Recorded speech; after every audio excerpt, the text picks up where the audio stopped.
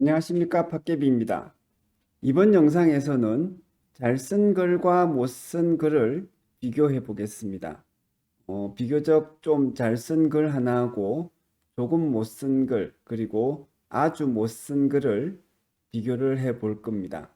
이런 비교를 통해서 학술적 글쓰기의 관점에서 어떤 식으로 글을 써야지 잘 썼다고 할 수 있는지 그것에 대한 기본적인 방법론을 배울 수 있을 것입니다. 재밌게 보시고요. 더불어서 제가 쓴 수학의 진짜 재미라는 책에 대해서도 관심을 가져주시면 감사하겠습니다. 잘 쓴 글과 못 쓴 글, 그리고 아주 못 쓴 글, 이 세 가지를 비교를 해볼 텐데 세 글을 왔다 갔다 할 겁니다.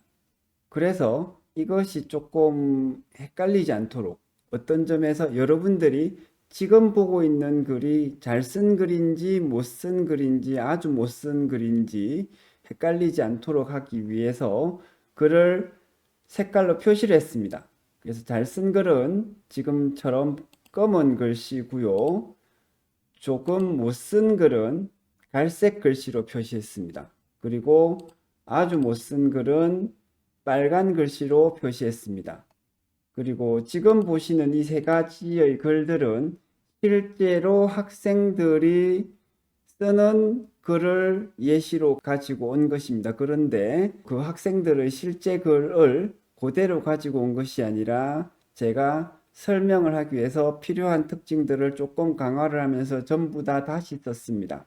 그런 점에서 현실적인 부분도 있고 조금 특징적인 부분도 있다는 점을 감안을 하고 봐주시면 감사하겠습니다. 자, 먼저 잘 쓴 글을 한번 보겠습니다.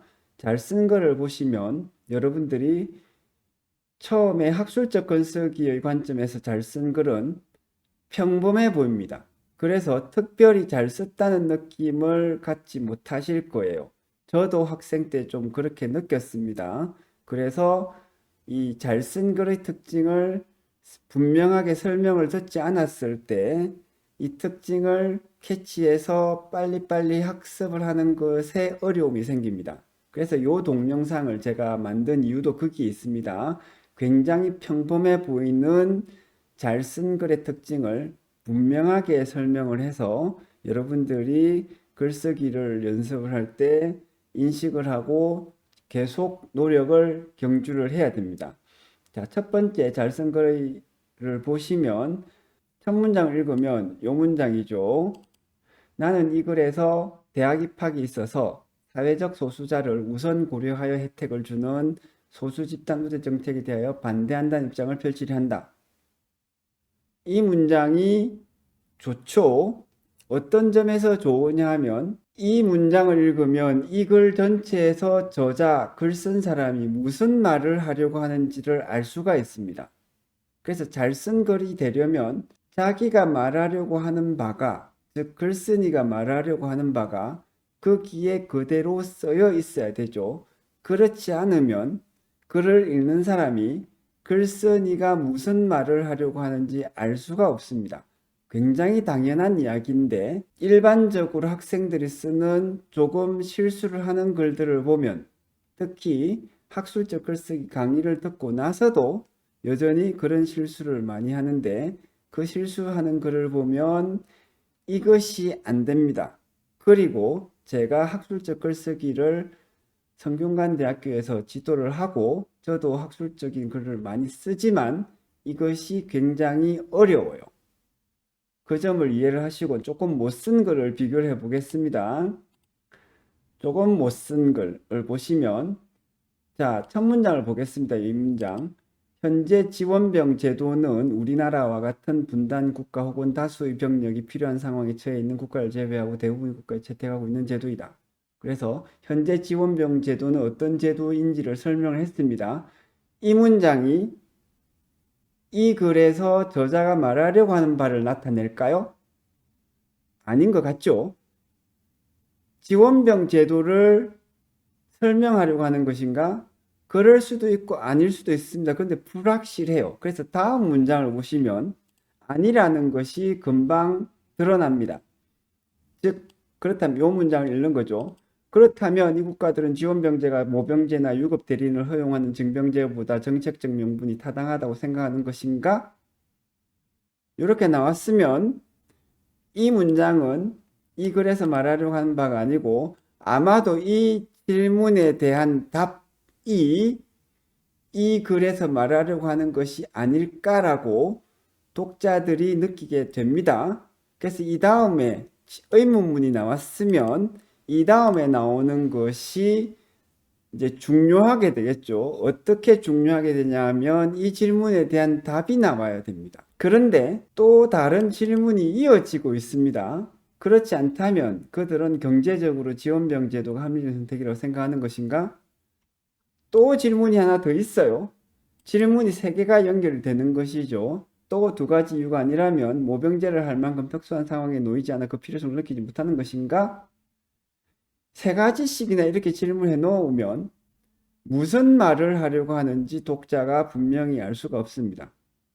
조금 이렇게 세 가지씩 질문이 나오면서 조금씩 다른 질문이 나온다는 것은 이 글 쓴 사람이 생각나는 것을 아무렇게나 질문을 던져 놓은 경우에 해당이 돼요. 그래서 정리해서 쓴 글이 아닙니다. 무책임하게 쓴 글이란 뜻이죠. 그런 점이 이 글이 못 쓴 글이에요. 자, 질문이 나왔습니다. 그래서 이 문장을 보시면 나는 등등등 하겠지만 나는 뭐뭐라고 생각하지 않는다. 자기 생각을 말했습니다. 자, 그러면 이 부분이 이 글 전체에서 이 저자가 말하려고 하는 것일까? 그럴 수도 있고 아닐 수도 있는데 이 문장만 읽어서는 정말 저자가 이 말을 하려고 하는 것인지 이 글 전체에서 이 말을 하려고 하는 것인지를 알 수가 없죠. 그래서 이 글이 좀 못 쓴 글입니다. 그리고 그 다음에 문장을 보시면 나는 정책의 명분과 효율성에 대한 두 가지 이유 때문에 뭐뭐라고 바꿔야 된다고 생각한다. 그래서 자기의 생각이 두 개가 나왔는데 이제 아마도 이것은 주장이고 이것은 근거인 것 같아요. 그런데 지금 주장과 근거가 나와서 조금 낮습니다. 아주 못 쓴 글은 아니고 조금 못 쓴 글이 되는 것이죠. 하지만 여전히 못 쓴 글에 해당되는 이유는 그래서 이 저자, 즉 글쓴이 당신이 무슨 말을 하려고 하는 거지? 불확실한 겁니다. 그래서 이 글이 조금 못 쓴 글입니다. 아주 못 쓴 글을 한번 보시고 잘 쓴 글을 비교를 해 보시죠. 아주 못 쓴 글을 보시면 세계적으로 유명한 노암 촘스키의 누가 무엇으로 세상을 지배하는가를 읽어보았다. 첫 문장이 읽어보았대요. 이 말을 하려고 하는 것일까? 이 책 전체에서? 글 전체에서? 아닌 것 같기도 하고 맞을지도 모릅니다. 그러나 확실한 것은 이 첫 문장을 읽고 이 글에서 저자가 무슨 말을 하려고 하는지 알 수가 없습니다. 그럼 한 문장 더 읽으면 알 수가 있을까요? 한번 봅시다. 요즘 우리의 삶이 쉽지 않다. 두 번째 문장이 나왔어요. 그래서 여전히 알 수가 없죠. 이 글에서 이 저자가 무슨 말을 하려고 하는지. 아니, 그 정도가 아니라 잠시 방심하면 낭떠러지로 떨어질 것 같은 상황이다. 과연 무엇이 문제인가? 질문이 나왔습니다. 질문이 나온 것은 조금 좋아요. 그럼 이 질문에 대한 대답을 내가 이 글에서 해보겠다. 이런 식으로 나가면 훨씬 나아집니다. 그런데 실제로 이 글에서는 그렇지도 않죠. 무엇이 문제인가? 우리의 정도의 차이는 있지만 분명히 열심히 살고 있다. 질문에 대한 답이 다음에 나와야 되는데 안 나왔습니다. 그러나 아쿠아엘로이다. 아쿠아엘로라는 것이 문제일까? 그럴 수도 있고 아닐 수도 있는데 질문에 대한 답 관계가 불분명하고 근본적으로 전체 요까지에서 이 글에서 무슨 말을 하려고 하는지를 알 수가 없죠. 그래서 이 글이 상당히 잘못 써져 있는 글입니다. 물론 명쾌하게 제시할 수는 없다. 다만 이 책을 읽는다면 어느 정도 해결 팁을 얻을 수는 있겠다. 이 책이라는 것이 뭐다? 이 책이겠습니다.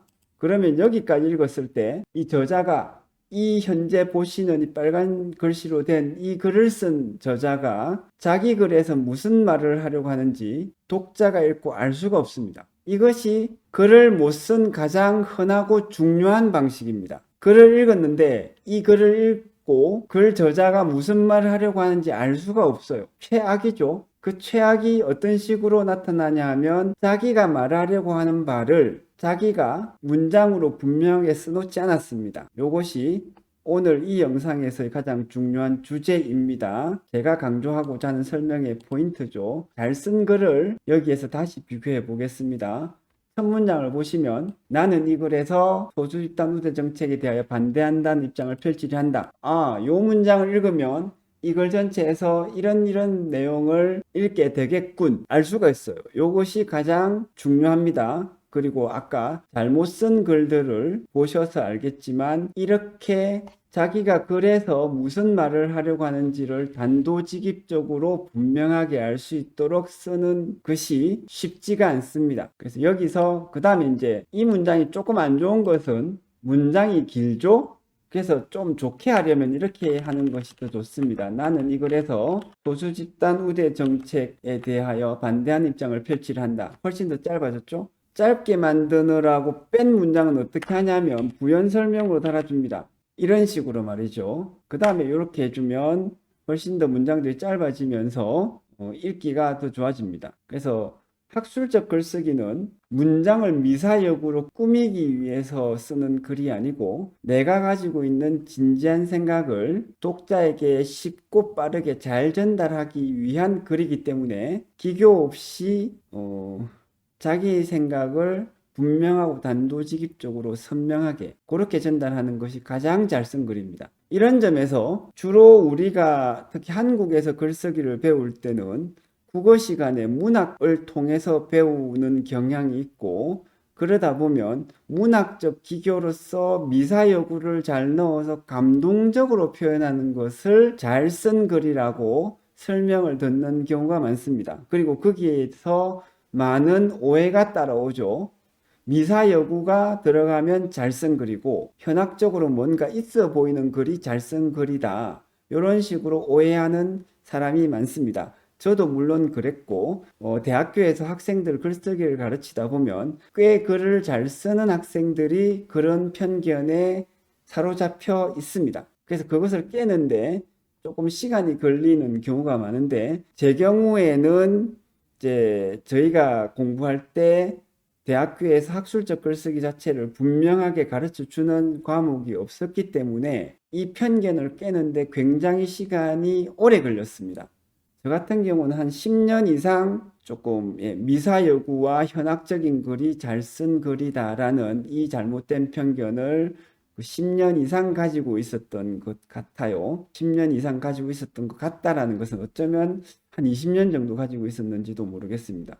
어쨌든 단도직입적으로 자기 생각을 분명하게 표현하는 것이 좋은 글이다. 요것을 이해해 주시면 되겠습니다. 그 다음에는 이 문장은 조금 길지만 이렇게 짧은 문장 두 개로 설명을 해놓고 이 설명에 대해서 조금 길게 나오면 무슨 말을 하는지 알 수 있는 상황에서 독자가 이 정도 한 문장은 참아줄 수가 있어요. 그 다음에 필요하다면 대충 넘어가도 이 글을 이해할 수가 있습니다. 다음 문장을 보면 이 문장도 굉장히 길죠. 이 문장을 짧게 다듬는 것은 그것이 이제 학술적 글쓰기 관점에서 문장력인데 이게 시간이 많이 걸립니다.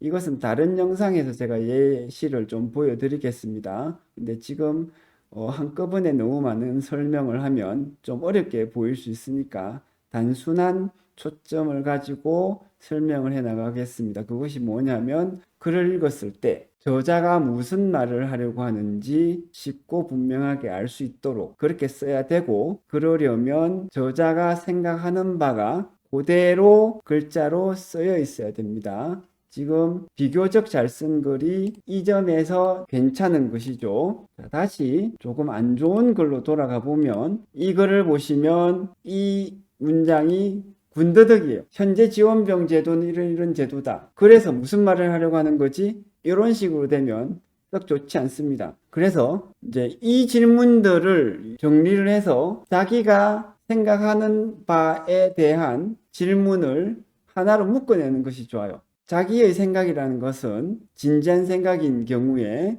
학술적인 글에서 다루는 진지한 생각인 경우에 어떤 질문에 대한 대답을 생각하고 있습니다. 그래서 질문을 던지고 그 대답을 말하면 자기가 무슨 생각을 하는지도 쉽게 전달되고 그 생각을 왜 하는지도 잘 전달이 됩니다. 그래서 예를 들면 이거의 경우에 이렇게 하는 것이 낫겠죠. 어떻게 하냐면 나는 이 지원병 제도가 바람직한 제도라고 나는 여기 나는 된다는 주장을 이 글에서 제시해 보겠다.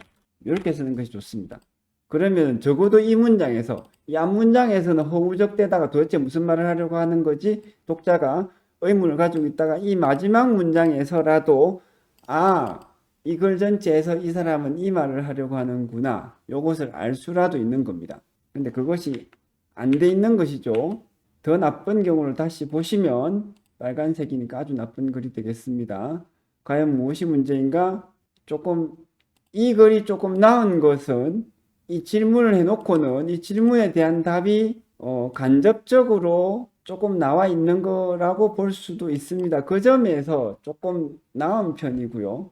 이 글은 질문을 던지고 질문에 대한 답이 나와 있는지 안 나와 있는지도 모르도록 그냥 자기 생각을 자기의 의식의 흐름에 따라서 그냥 써놓은 겁니다. 다시 말씀드리지만 이게 무책임하게 써놓은 것이고 내 생각을 내가 말할 테니 네가 잘 읽고 이해해봐. 이런 식으로 쓴 것이죠. 이게 대부분의 사람들이 글쓰기를 연습을 하지 않고 쉽게 쓸 때 이렇게 씁니다. 물론 제가 학생일 때도 그렇게 했었고요. 다시 말씀드리지만 못 쓰는 사람, 잘못 쓴 글의 특징이 어떻다?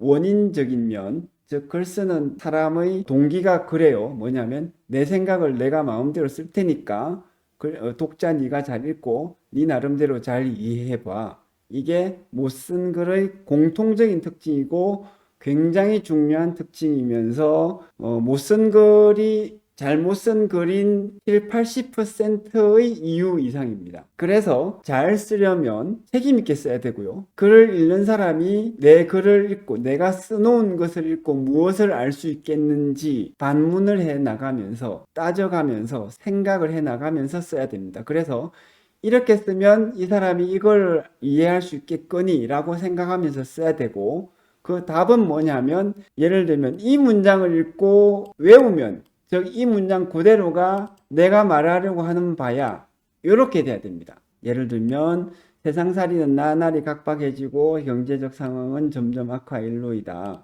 이것이 이 저자가 말하려고 하는 글 전체에서 가장 중요한 부분이냐? 그건 아니겠죠. 자, 왜 중요한 부분이냐를 따지면 글을 앞에서 시작을 할 때 독자는 항상 그렇게 묻게 되어 있습니다. 이 글에서 이 사람이 무슨 말을 하려고 할까? 거기에 대한 대답이 나와야 됩니다. 이 대답이 나오지 않으면 아까 말한 그런 짝이 나는 거죠. 그게 뭐냐면 내가 내 생각을 적당하게 잘 썼으니 네가 잘 읽고 이해해봐. 아주 안 좋은 상태입니다. 다시 비교를 하자면 잘 쓴 글로 돌아가서 이 첫 문장이 이렇게 되면 좋은 이유가 이거예요. 이 글을 읽는 사람이 읽기 시작을 하면서 무슨 질문을 던진다? 이 저자는 무슨 말을 하려고 할까? 거기에 대한 대답이 즉각 나옵니다. 나는 이 글에서 뭐뭐라고 반대하는 입장을 펼치려 한다. 이 글에서는 소수집단 우대 정책에 대해서 이야기를 하고 이 글에서는 노암 촘스키의 다른 주제에 대해서 이야기를 하지만 어떤 글, 어떤 내용에 대해서 말하는지는 상관이 없어요. 어떤 글이든 학술적 글쓰기는 자기 생각, 글쓴이의 자기 생각을 말하는 것입니다. 그래서 나와 다른 의견을 말하더라도 그 의견을 잘 말하면 잘 쓴 글이라고 말하고 나와 같은 의견이라서 내가 손뼉을 치고 싶은 그런 내용을 말하더라도 지금 설명드리는 것과 같이 의사 전달이 잘 되지 못하는 방식으로 글을 쓰면 못 쓴 글이 되는 것입니다.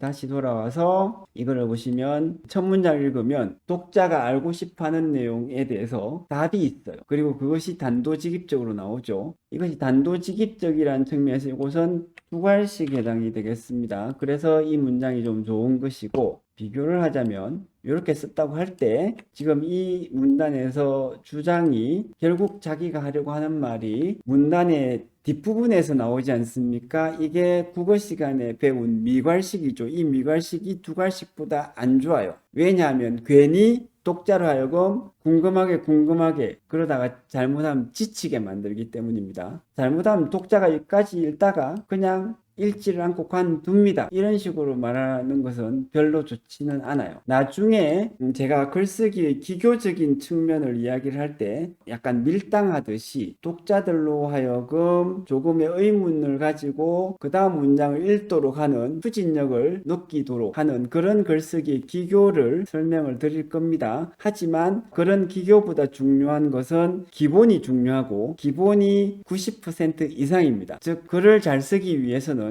기본적인 것이 잘 되기만 하면 100점 만점에 90점 이상이 나온다는 것이죠. 그래서 여러분들이 학술적 글쓰기를 처음 배울 때 그리고 더 나아가서 굉장히 어느 정도 잘 쓰는 단계에서 더욱 잘 쓰기 위해서라도 기본에 충실하시는 것이 좋고, 그러기 위해 지금 단계에서 말씀드리고 싶은 것은 미괄식보다는 두괄식이 좋다는 것입니다.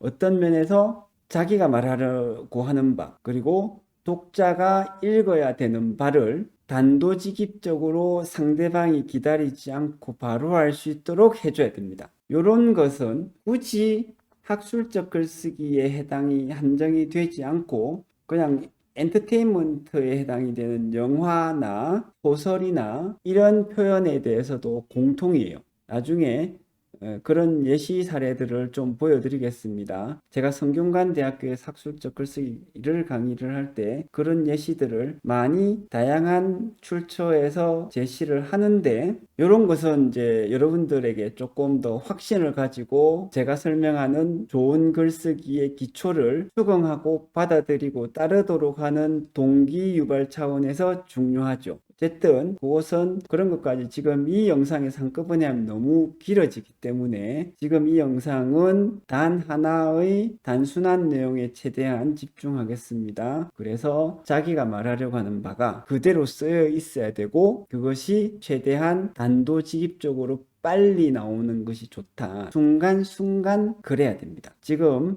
글의 시작 부분을 보고 있는데 나중에 중간 부분에 들어가더라도, 본론의 중간 부분을 들어가더라도 순간순간 이렇게 해야지 좋은 글이 될 수 있습니다. 요런 설명은 제가 지금 이 영상에서 설명드리는 요런 설명, 즉 순간순간 저자가 말하려고 하는 바를 단도직입적으로 전달하려고 해야 된다. 요 설명은 다른 글쓰기 설명에서 제가 별로 보지는 못했어요. 그런데 세계적으로 잘 쓴 저자의 글들을 보면 실제로 그렇습니다. 지난번 다른 동영상에서 잘 쓴 글의 특징으로서 이것을 말하는 바가 있죠. 즉 말하려고 하는 바가 쓰여진 글 내용이 정확히 쓰여 있어야 됩니다.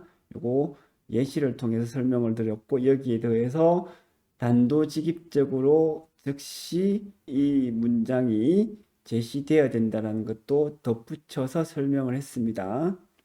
그 밖에도 많은 글쓰기, 잘 쓴 글의 요령들이 있는데 이것은 또 다른 부분에서 다른 예시를 가지고 하나씩 더 설명을 해 나가겠습니다. 어쨌든 지금 설명드린 내용은 제가 성균관대에서 학생들한테 제일 중요하게 강조를 많이 하는 것이고, 이 강조를 많이 하게 된 이유는 제가 한 30년 동안 학술적 글을 쓰고 발전을 해 나가는 과정에서 느낀 것, 그리고 교수님들로부터 어느 순간에 이창우 선생은 글 좀 잘 쓰더라라는 말을 듣기까지 발전해 오면서 느낀 것, 그것을 이제 설명을 드린 것입니다. 그래서 굉장히 축적된 경험에서 나오는 말이기 때문에, 그리고 또 제 나름대로 아까 말씀드린 것처럼 정말 잘 쓴 유명한 저자들의 글을 검증을 해보고 제가 내린 결론이기 때문에 여러분들에게도 도움이 될 거라고 생각합니다. 이 영상이 재밌으셨다면 좋아요와 구독 버튼을